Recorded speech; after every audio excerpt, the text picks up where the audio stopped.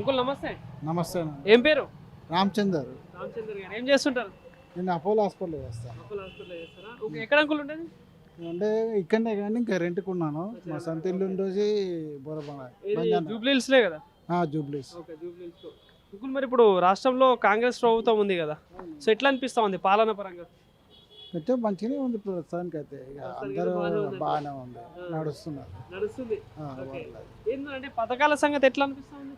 పథకాలు అంటే కొన్ని చేస్తున్నాడు, కొన్ని పెండింగ్ ఉన్నాయి. చేస్తారు, మెల్లమెల్లగా చేస్తుంటాడు అంతే. ఇక దాని గురించి ప్రతావన మనం ఏం చెప్పలేము.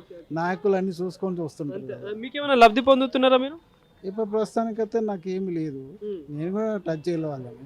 ఇప్పుడు ఈ రేషన్ కార్డు ఉందా మీకు? ఉన్నది. ఇప్పుడు ఈ సన్న బియ్యం కావచ్చు, ఫ్రీ కరెంటు. ఫ్రీ కరెంట్ అంటే మాది ఉన్నదిలేండి, రూమ్ సొంత ఇల్లు 2 రూమ్లకి ఇస్తున్నారు. ఫ్రీ అయితే వస్తున్నారు. ఈ సన్న బియ్యం తింటున్నారా? ఎట్లుంది అది? పర్వాలేదు, ఇక మంచిగా కదా నడిపిస్తున్నా, పర్వాలేదు. దాని గురించి ప్రస్తుతానం ఏం లేదు. సో ఇంకోటి ఇప్పుడు 500 గ్యాస్ అంటున్నారు కదా, గృహలక్ష్మి కింద అంటున్నారు, ఏంది అది వాడుతున్నారు? ప్రస్తుతానికి అయితే ఇప్పుడు చాలా మంది దాని గురించి ప్రస్తుతాన్ని అంటున్నారు, కానీ అది పెండింగ్ లో ఉన్నట్టు కొడుతున్నది. ఇంకా ఎప్పుడు అమలు చేస్తాడో తెలియదు. అంటే ఆల్రెడీ అమలు అయిపోయింది, రిటర్న్ సబ్సిడీగా పడుతుందట. కొన్ని అంటే కొంతమందికి వస్తున్నాయి, కొంతమందికి ప్రాబ్లమ్స్ వస్తున్నాయి. ఇప్పుడు మీ జూబ్లీ హిల్స్ ఏరియాలో ఇప్పుడు ఈ రోడ్ విషయంలో, కరెంటు అంటే వాటర్ విషయంలో కావచ్చు, ఈ డ్రైనేజ్ వ్యవస్థ ఎట్లా అనిపిస్తుంది అసలు? కొన్ని చోట్ల అయినాయి, కొన్ని చోట్ల పర్వాలేదు, కొన్ని చోట్ల అయితేనే, కొన్ని పెండింగ్ పడుతున్నాయి. తాగే నీళ్ళు వస్తున్నాయా? వస్తున్నాయి డైలీ. అంటే ఒక రోజు తప్ప ఒక రోజు, 2 డేస్కి ఒకసారి. ఇప్పుడు మొన్న బై ఎలక్షన్ జరిగింది కదా జూబ్లీ హిల్స్, సో ఇప్పుడు ఇక్కడ ఎమ్మెల్యే గెలిచిండు కదా, ఎవరు ఇప్పుడు ఆయన ఎవరు? మన పేరు నవీన్ యాదవ్. ఎట్లా పనితీరు ఎట్లా అనిపిస్తా ఉంది?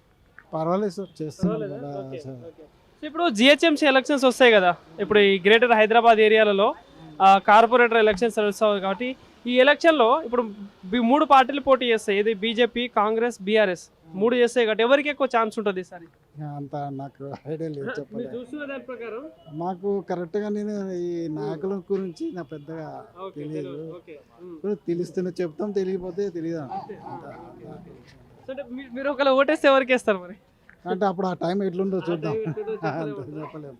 ఇప్పుడు ఇంతకుముందు కేసీఆర్ ముఖ్యమంత్రి ఉండే, ఇప్పుడు రేవంత్ రెడ్డి ముఖ్యమంత్రి ఉన్నాడు కాబట్టి ఇద్దరిలో పాలన పరంగా ఎవరు మంచిగా అనిపిస్తా ఉంది? ఇప్పుడు ప్రజలు గమనించుకునేది ఎవరైనా పాలకులు మంచిగా ఉంటేనే కదా అందరూ ఎక్కడ చేయాలనే సంగతి తెలిసి ఉంటుంది.